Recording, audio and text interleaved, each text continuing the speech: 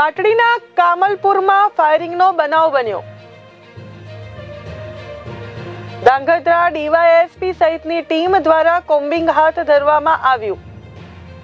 DYSP દ્વારા 4 ગામોમાં combing હાથ ધરવામાં આવ્યું। ડ્રોન કેમેરો તેમજ 300 થી વધુ પોલીસ કર્મચારીઓનો કાફલા સાથે કોમ્બિંગ હાથ ધરાયું। કામલપુર, ગેડિયા, ઇંગરોડી અને ખેરવા ગામમાં કોમ્બિંગ હાથ ધરવામાં આવ્યું। કોમ્બિંગ દરમિયાન 6 વાહનો ડિટેન કરવામાં આવ્યા। 3 શંકાસ્પદ વાહનો કબજે કરવામાં આવ્યા। કામલપુરમાં ગેરકાયદેસર દબાણ કરનારા શખ્સો સામે કાર્યવાહી। 2 શખ્સો સામે પણ કાર્યવાહી કરવામાં આવી। કોમ્બિંગ કરતા ગેરકાયદેસર પ્રવૃત્તિઓ કરતા શખ્સોમાં ફફડાટ। ગઈ તારીખ 30/6/2024 ના રોજ ધાંગધ્રા ડિવિઝનની હદમાં બજાણા પોલીસ સ્ટેશનના કામલપુર ગામે ફાયરિંગ તેમજ રાયોટિંગનો બનાવ બનવા પામેલ।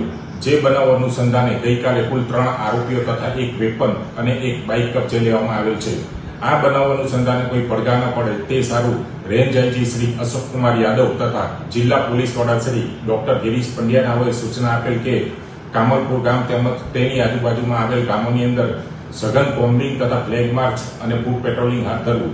જે અનુસંધાને આજરોજ સવારથી 300 જેટલી પોલીસ, 20 સરકારી વાહનો, ડ્રોન કેમેરા, પીજીવીસીએલના અધિકારી તેમજ તલાટી કમ મંત્રીશ્રી સાથે 4 ગામોની અંદર કોમ્બિંગ તથા ફ્લેગ માર્ચ હાથ ધરવામાં આવેલ। જેમાં કામલપુર, હિંગરોડી તથા ગેડિયા અને ખેરવા ગામનો સમાવેશ થાય છે।